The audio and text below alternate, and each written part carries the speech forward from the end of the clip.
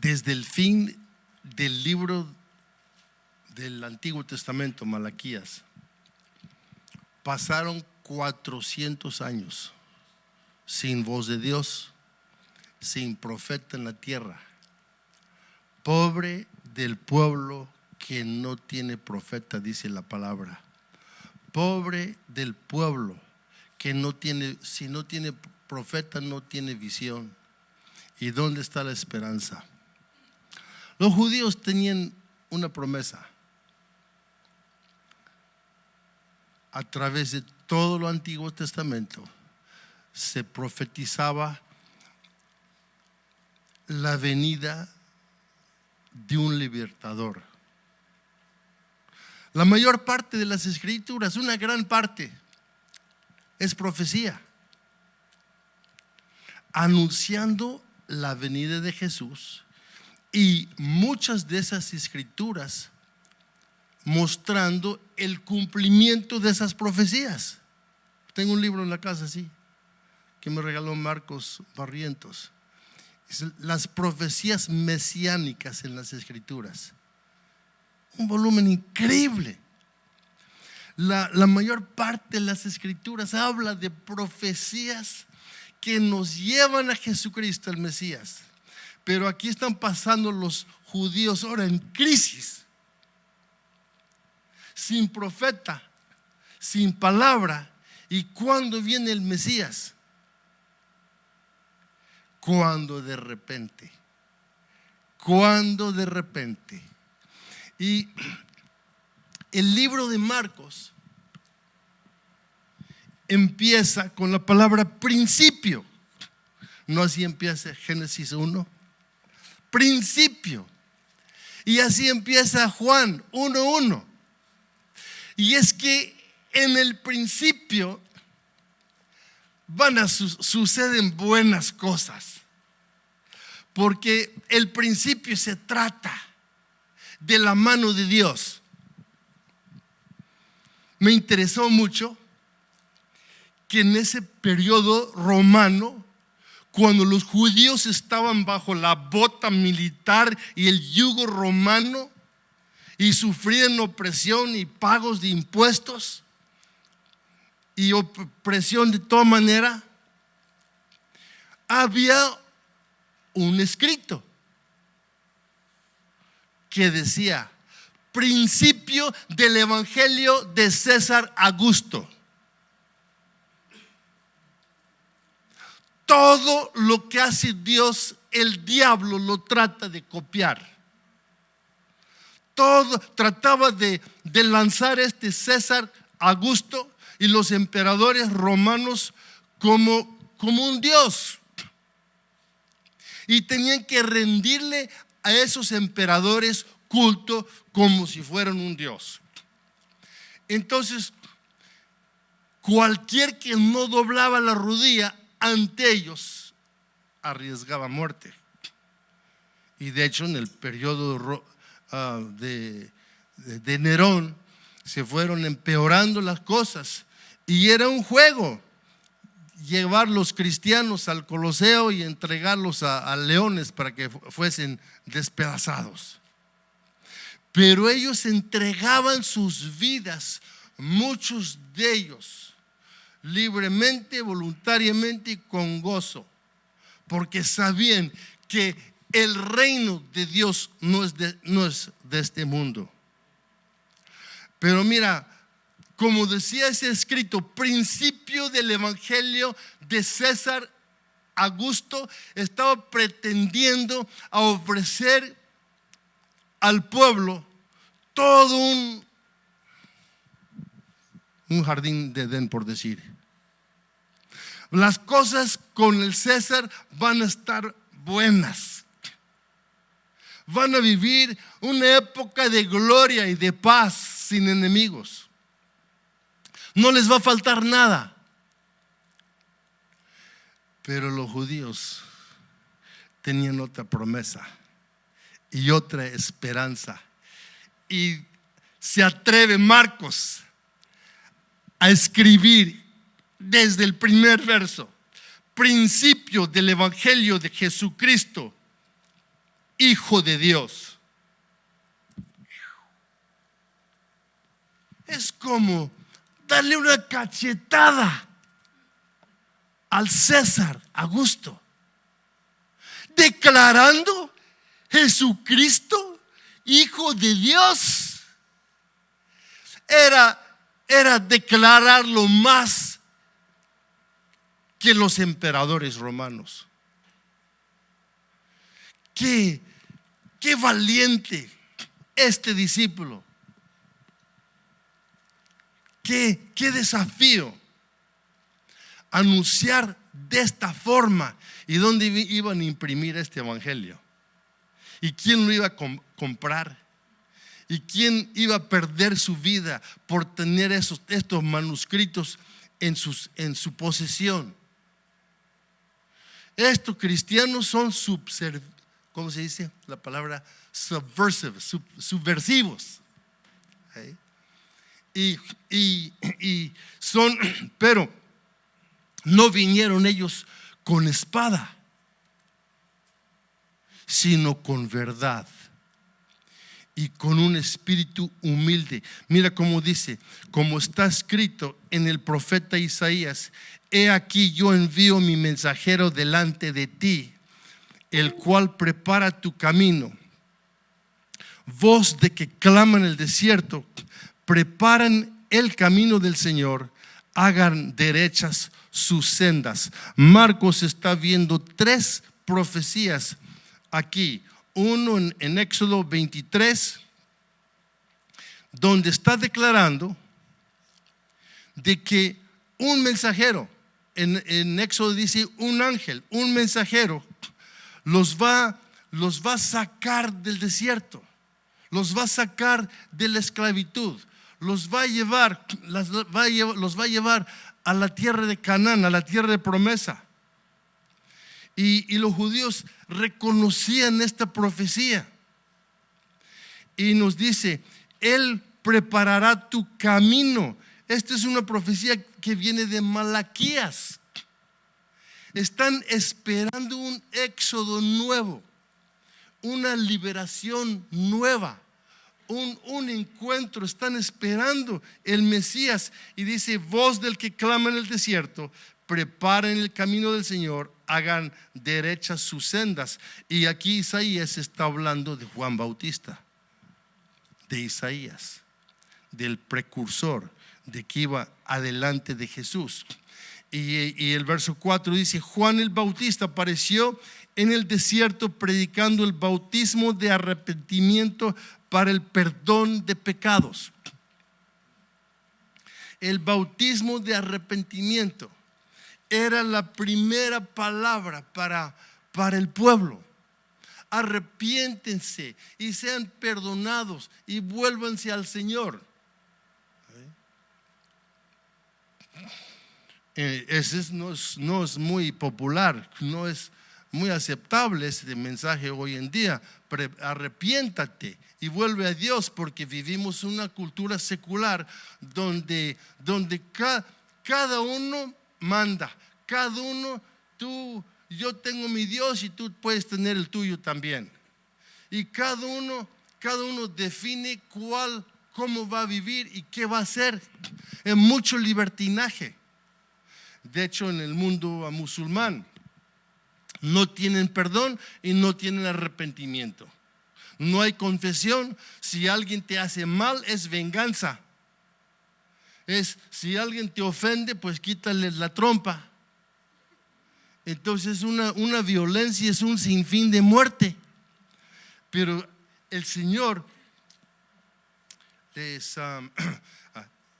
voy a brincar rápido al 15 y regreso aquí a este pasaje que estamos viendo. Dice: el tiempo, Juan Bautista declaraba, el tiempo se ha cumplido y el reino de Dios se ha acercado. Arrepiéntanse y crean en el evangelio. Ahora está declarando el reino de Dios. Y vemos en las escrituras que el reino de Dios nos habla ¿de qué se trata el reino de Dios? No escucho, son muy tímidos. Justicia, de justicia y paz. Y decía la gente: ¡ja, ja! Justicia es lo que queremos, justicia sí, a la horca, a la cruz, a la prisión, todos estos romanos. Pero la justicia que Juan Bautista está anunciando por el Espíritu Santo, es donde Dios hizo justicia con su propio Hijo. Nuestro pecado cayó sobre Él. Él tomó nuestro pecado. ¿Qué Hijo de Dios entre nosotros? ¿Qué autoridad? ¿Qué gobierno, qué gobernador haría esto? Toma la culpa y los pecados del pueblo y declara a todo hombre perdón al que viene a Él a descargarse. Uno de los primeros folletos que hicieron a mis padres en Chiapas en 1940, cuando vinieron de misioneros para trabajar entre los choles, un grupo maya en Chiapas, y a traducir lo que hicieron tradujeron todo el Antiguo Testamento al idioma de ellos. Y aquí se ven gente indígena cargando costales grandes, negros, pesados, como los costales de frijol o de café o de maíz, de elotes, pero decía mulel, pecado.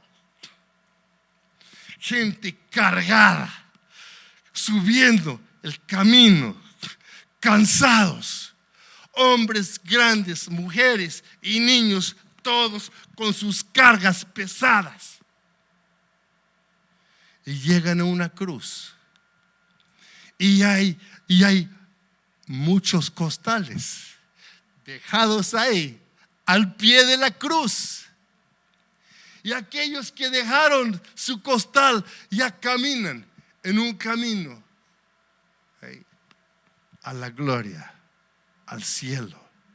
Y ese camino donde muchos, un camino grande y ancho, pues que va para abajo, siguen con sus cargas al abismo, y más adelante pues se ven las llamas del fuego y bueno, ya no les cuento más. Pero es un folleto muy gráfico, que enfatizaba Jesucristo, que hizo justicia y pagó nuestro pecado, y declara al pecador libre, suéltalo. De aquí yo lo declaro hijo mío, yo lo declaro amado. Este es el evangelio que declaramos, y por este evangelio no nos avergonzamos, nos gozamos, porque es poder de Dios para librar un pueblo atado, un mundo en tinieblas, un mundo que sufre y busca caminos de plata y de oro y de negocios y de éxito y de lujo y de moda, y no le encuentran en ninguna parte. Pues vino declarando Juan Bautista, y dice el verso 7: tras mí viene uno que es más poderoso que yo, a quien no soy digno de inclinarme y desatar la correa de sus sandalias. Y yo los bauticé a ustedes con agua, pero Él los bautizará con el Espíritu Santo.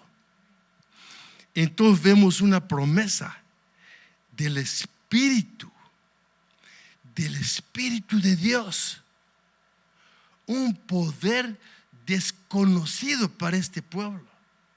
Un pueblo despojado va a ser bautizado en el Espíritu. Pero mira, un hombre humilde, vivienda humilde en el desierto, alimento humilde pues langosta, que es un animal limpio, y miel. ¿Sí? Una alimentación humilde. ¿Cuántos de ustedes están comiendo así humildemente en estos días? Pura verdura, a ver. Unos ya traen así sumidos sus mejillas ahí. Entonces, pues Dios los bendiga. Son ocasiones tremendas para orar y meditar y bajar de peso también. Pues un hombre humilde que no vino a Jesús para ver cómo podía encontrar una promoción y crecer y aumentar, pero reconocía que él tenía que disminuir. Cuando lo mataron por haber retado a Herodes por su pecado, pues Juan Bautista era un hombre valiente. Estaba dispuesto a ir hasta las autoridades más altas y compartir con ellos el evangelio, la oferta de paz, y por esa causa perdió su cabeza. Un hombre valiente. En Juan dice que no hizo señales o milagros. Mi profeta favorito en las escrituras es Elías, porque hizo milagros, se llamó fuego del cielo y mató 400 profetas a punta de espada, y todo eso yo he querido hacer también. Pero Jesús dijo de Juan Bautista: de los hombres nacidos de mujer, no hay nadie más grande que Juan Bautista. Wow.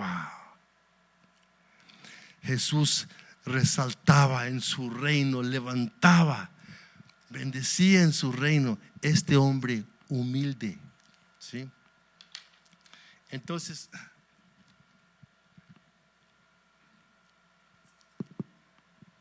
sucedió en aquellos días, Jesús vino a Nazaret de Galilea y fue bautizado por Juan en el Jordán.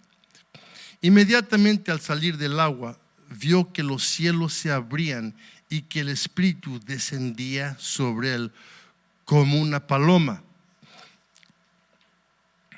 Y vino una voz de los cielos que decía: tú eres mi Hijo amado, en ti me he complacido. Entonces así Jesucristo vino para cumplir y para obedecer y someterse al Señor. ¿Sí? Y normalmente nosotros pensamos en el bautizo como ese día cuando dimos testimonio, ¿sí?, al pueblo de lo que Dios ha hecho en nuestro corazón.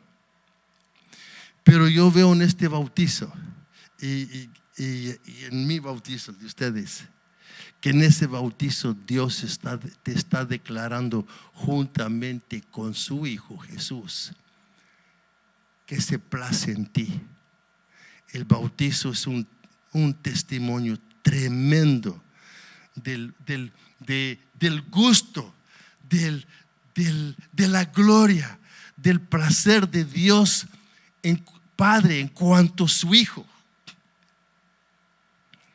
Y un punto teológico en esto: hay unos que dicen que Dios tuvo que crear a los hombres porque le faltaba compañerismo. Por favor, aquí vemos una íntima relación de respeto, de amor, de gozo, de convivencia, de felicitación, de aprecio, de agradecimiento, de bendición entre el Padre y el Hijo, que han tenido por toda la eternidad. Por toda la eternidad. Sí. Y Dios nos creó no porque le faltaba comunión. Nos creó para incluirnos a nosotros en este gozo del Padre y del Hijo que han tenido por toda la eternidad. En este gozo, en esta gloria, en este fulgor. ¡Wow! Y es la promesa de vida eterna. No precisamente de calles de oro o que ya no hay enfermedad, sino que vamos a ver a Jesucristo y dice la palabra que seremos como Él.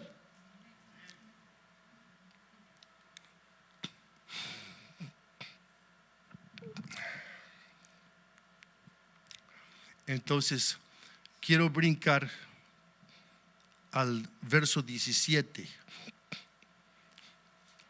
Pues aquí sobre el bautizo. Y cuando descendió el Espíritu Santo en forma de una paloma. ¿Recuerdan en Génesis capítulo 1?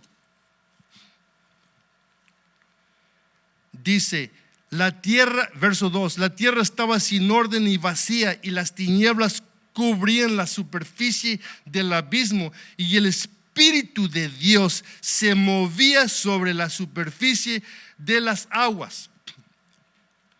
Normalmente no tomo el libro del Talmud como un libro de referencia. El libro de Talmud es como un comentario de las Escrituras. Pero cuando ellos en este libro Talmud, los judíos, cuando hablan del Espíritu de Dios, no usan la palabra se movía, usan la palabra revolteaba como una paloma. Sí. Entonces ellos entendían que esta paloma que venían bajando, pues era un símbolo del Espíritu Santo. Descendía sobre él como una paloma el Espíritu. Dios permitió que fuese algo visible para que la gente pudiera ver y experimentar y relacionarlo otra vuelta con la promesa desde el principio. Y si Dios en el principio formó a través de su Espíritu luz, firmamento y toda la creación, ¿qué no va a hacer ahora? ¿Qué no va a hacer ahora en Cristo?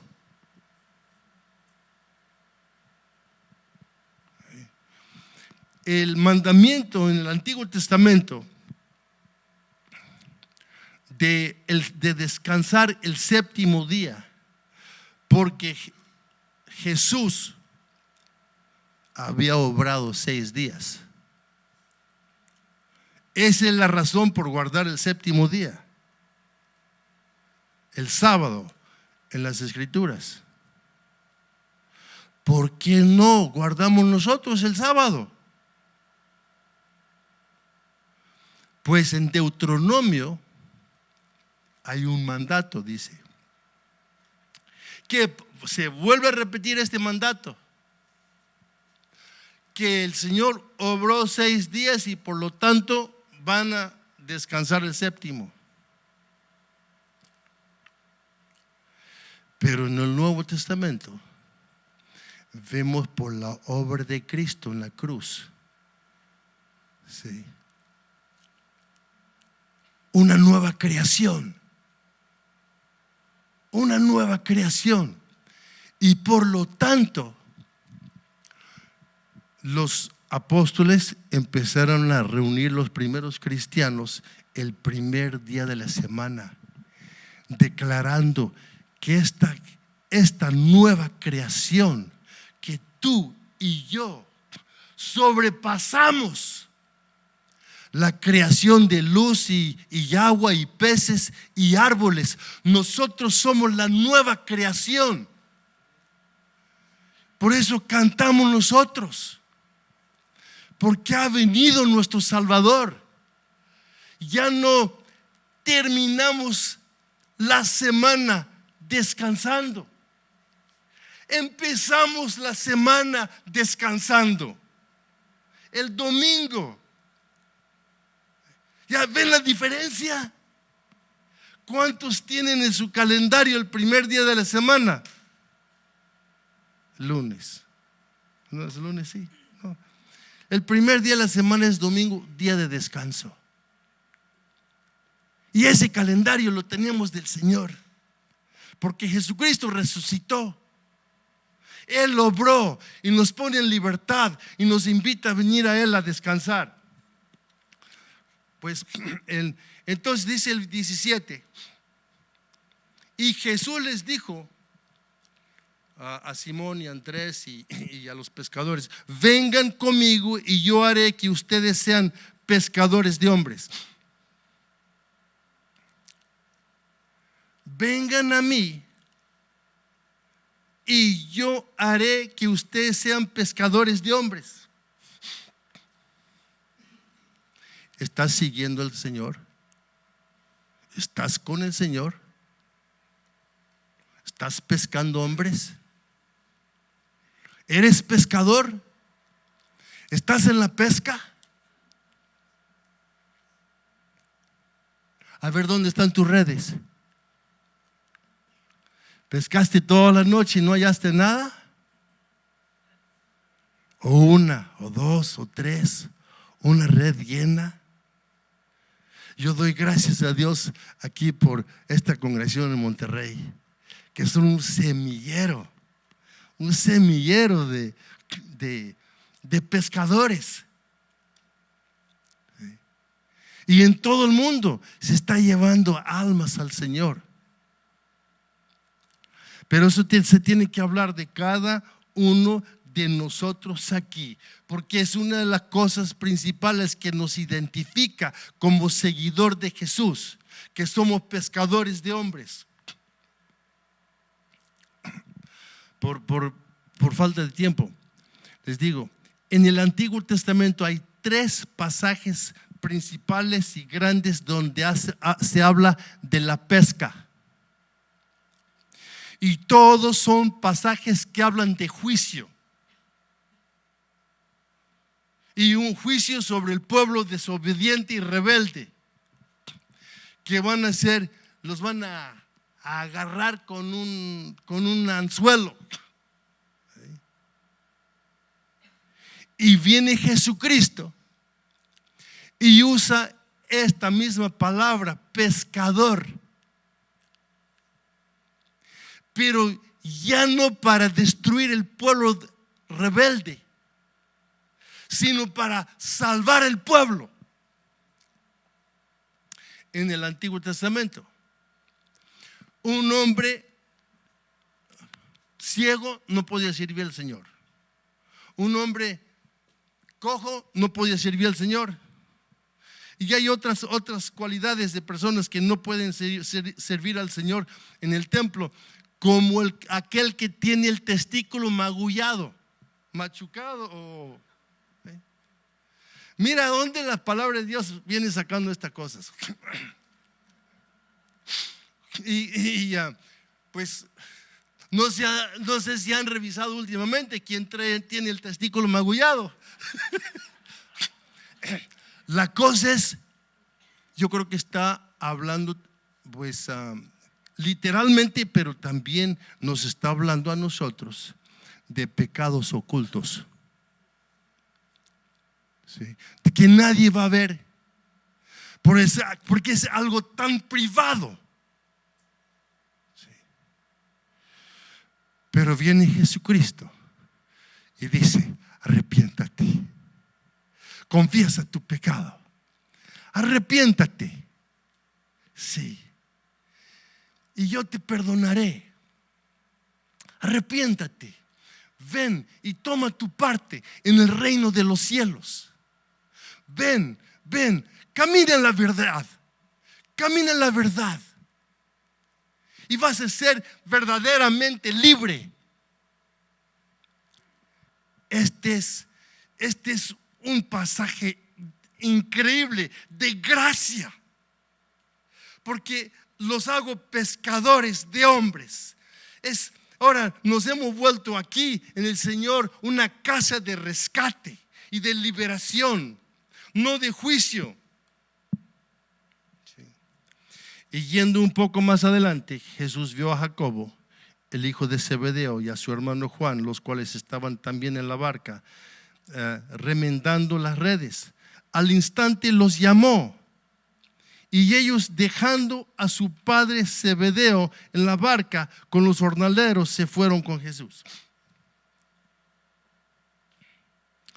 Y muchas veces en este libro de Marcos se habla de la gente que se sorprendió con la autoridad de Jesús, que nadie hablaba como él.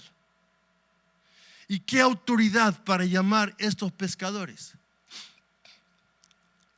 Sí. Y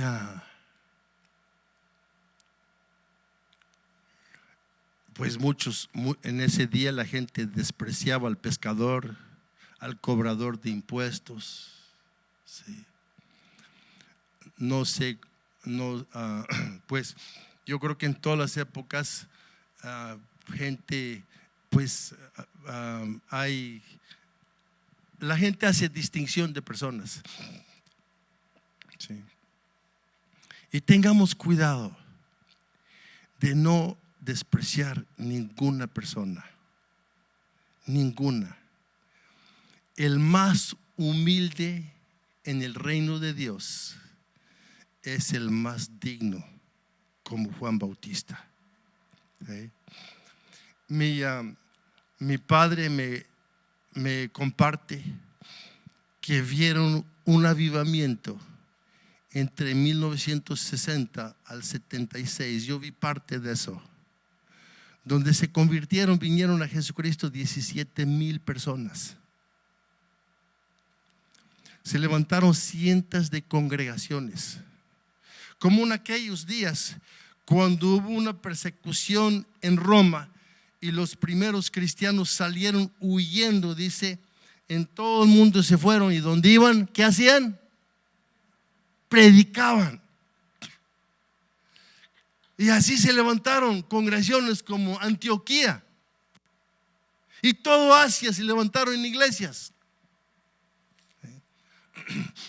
Y mi papá me dijo que la mayor parte, el movimiento, el fuego de este movimiento fue con gente analfabeta, ni siquiera sabían leer. Y la mayor parte eran de hombres grandes, 40, 50 años, que tenían un historial largo de tomar, de alcoholismo, de violencia, de golpear sus mujeres y sus hijos, de matar. Pero conociendo a Jesucristo, fueron convertidos, cambió su corazón, y fueron, como dice la palabra, una nueva criatura.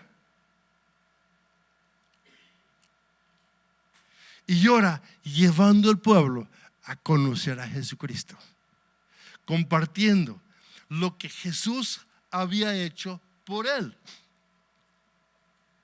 Después de mis estudios teológicos,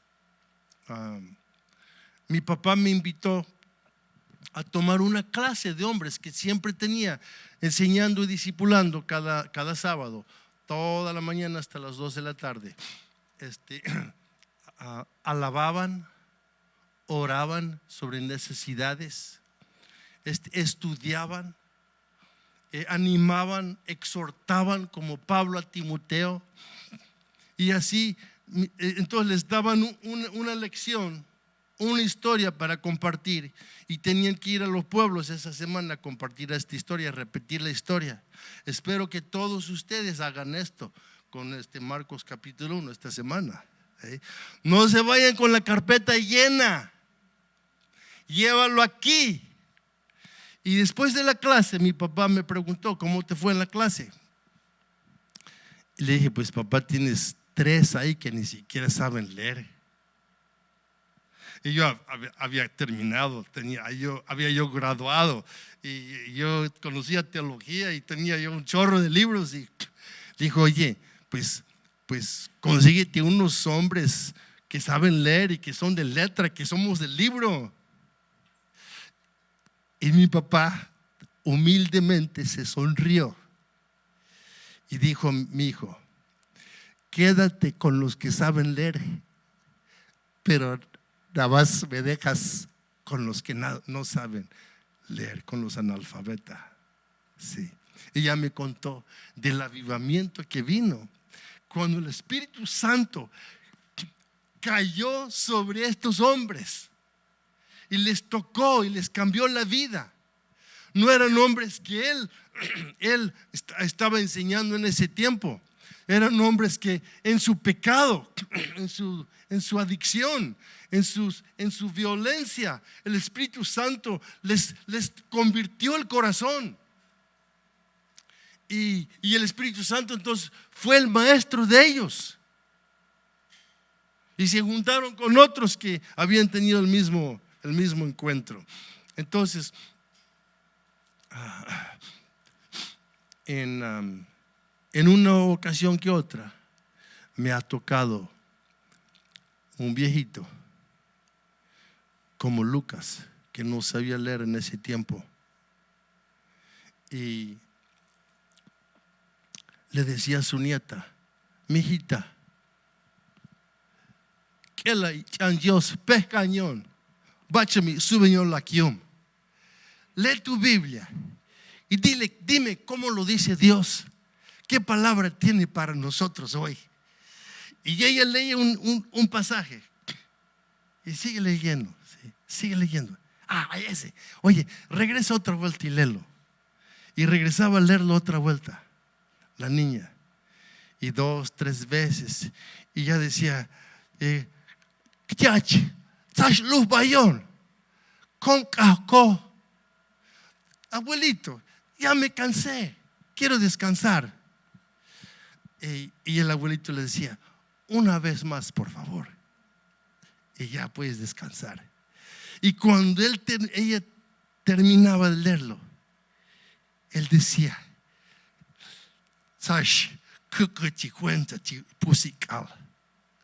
ya lo tengo aquí grabado. Y ya con eso grabado, sí, salía a predicar. Y ese es el mensaje de Dios que bendice el Espíritu Santo y convierte almas. Sí. No es una gran cosa de un curso de homilética. Si han tomado la homilética, pues son unos hermosos cursos. Vale la pena. Estudia todo lo que puedas. Pero al Señor se goza en derramar su espíritu sobre pescadores, sobre sembradores en el campo de lotes, pastores de ovejas, cobradores de impuestos, como en las Escrituras. Y quiero brincar ahora a otro pasaje. En 3:4 vemos Jesús predicando.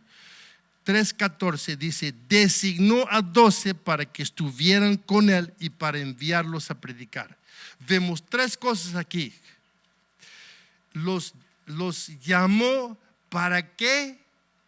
Para que estuvieran con él. Marcos 3:14. Apúntalo, subráyalo, apréndelo de memoria, comprométete a estar con él.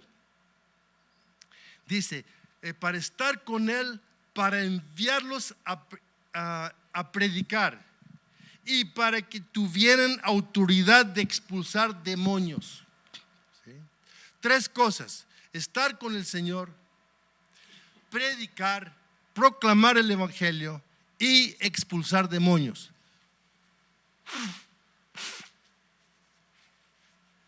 Conozco un instituto bíblico donde los manda a hacer eso y que no vayan a volver hasta que han echado fuera demonios. ¿Sí? ¿Sí? Hace años yo fui a un congreso de liberación en California con un señor John Wimber. Y hablamos sobre liberación. Y después de la reunión había atrás un hombre que se revolcaba y tenía manifestaciones terribles y babeaba en el piso y ya habían como 4 o 5 y yo también encima de él, deteniéndolo porque era violento y cada uno tomamos nuestro turno. Fuera en el nombre de Cristo, fuera en el nombre de Cristo, y seguía. Entonces vi que pues ya nos tardamos más de 1 hora, ya se fueron todos. Y el pastor Wimber fue en una puerta, estaba cerrando, apagando las luces. Me molestó y pues yo sabía que era pastor de la iglesia, un gran autor de libros y un gran ministerio de liberación y sanidad, pero le dije, disculpe, parece horario de banco aquí que le dije, este hombre tiene necesidad de liberación y lo estamos liberando. Y me dijo, no están haciendo nada porque no están en el poder y no están en la autoridad. ¿Sí? Y me dijo, el diablo se está burlando de ustedes. Y el diablo es burlador. Y el diablo le gusta hacer estas cosas a las 11, 12 de la noche cuando los cristianos deben estar en cama. Entonces más vale apagar las luces y vamos a dormir. Y dijo, porque la noche es la hora del diablo. Y dijo, vamos a citarlo en la oficina mañana a las 9 de la mañana. Porque nosotros somos de la luz y estamos frescos y no cansados y no rendidos. Y hay una verdad en eso. Y dijo, mira, y en un 2x3, pum, pum, pum, lo vamos a echar fuera y va a ser libre el hombre. Entonces vamos a tomar 2 horas de consejería e instrucción bíblica para que pueda caminar en victoria y no 5 horas aquí nosotros vencidos y cansados y sin hacer nada. Y aparte, ¿por qué están luchando con él en el piso? ¿Por qué lo tienen agarrado? ¿Y por qué esto no es lucha libre como la ¿sí? Dijo, cuando tú los detienes, escúchame bien, cuando tú los detienes físicamente, te estás reduciendo al nivel de fuerza. No es por fuerza, es por mi espíritu, dice el Señor.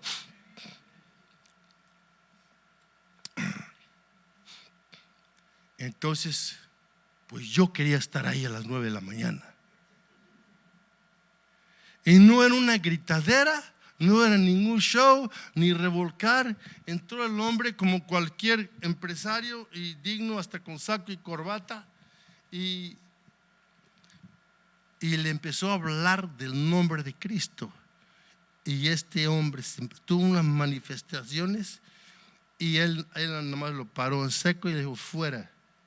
Y no me acuerdo cómo le dijo, qué dijo, pero estaba libre. Sí. Años después, en Veracruz, yo estuve en un congreso de jóvenes y cerca de Jalapa, en un pueblito. Y en esa reunión hubo un joven con manifestaciones. Y otra vuelta, estamos ahí todos gritando, que fuera, en el nombre de Jesús, te ordeno. Y nada. Y yo seguía igual. Entonces, y nos pasamos varias horas y nos cansábamos turnando para detenerlo. Y cuando me acordé Entonces de repente vino a mi memoria: no lo detengas. Y entonces yo clamé al Espíritu, y de repente vino unas palabras de mi boca que desconocí. Creo que eran lenguas, y yo no había hablado en lenguas hasta ese punto en mi vida. Y ese hombre se quedó libre. ¿Sí? Entonces, es una escuela donde tenemos que aprender del Señor, caminar en el Espíritu. No te puedo dar la respuesta como en 2, 3, 4 puntos cómo librar a una persona. ¿Sí? Pero algo que recuerdo de Wimber que decía es que en vez de tratar de expulsar y fuera demonio, él decía: trata de hablar en la autoridad del Espíritu a la voluntad del hombre. Compártele el reino de Dios, compártele ese camino que el Señor te ofrece. Compártele las buenas nuevas, el amor de Cristo. Compártele este mensaje en cuanto a arrepentimiento y perdón. Y ese es un mensaje que por el Espíritu invade la vida y no deja lugar al demonio, y se tiene que ir. Y no estoy diciendo que no se debe mandar al demonio, pues lo vemos tantas veces que Jesús instruyó y, por ejemplo,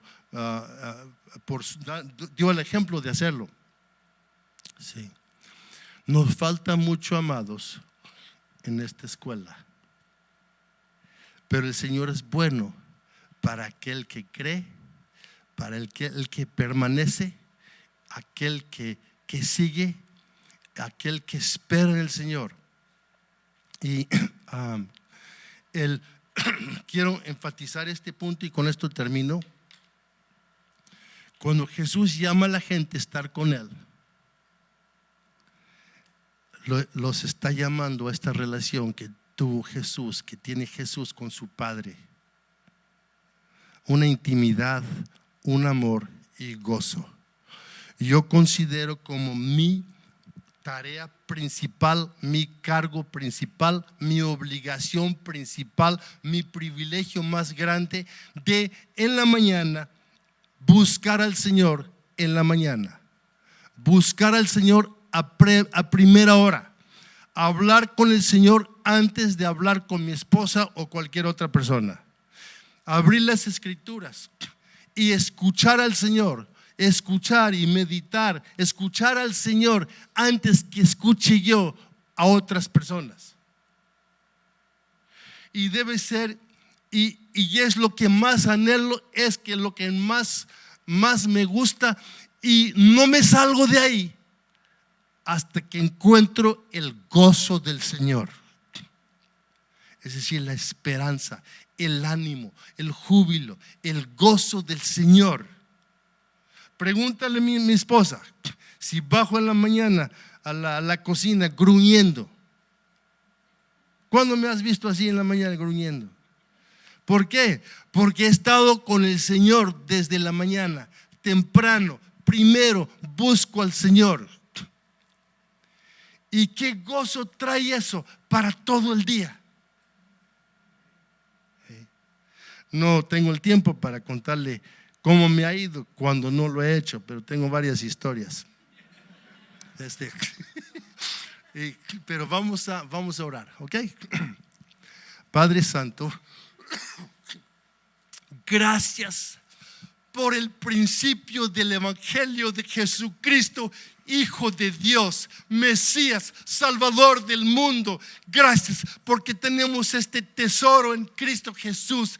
Gracias porque tenemos este bautizo en fuego del Espíritu Santo para anunciar, para compartir y de las buenas nuevas. Gracias, Señor, porque estas son buenas nuevas para un pueblo en crisis, empezando con nuestra propia familia, miembros de nuestra familia. Los levantamos en el nombre de Jesús, Señor.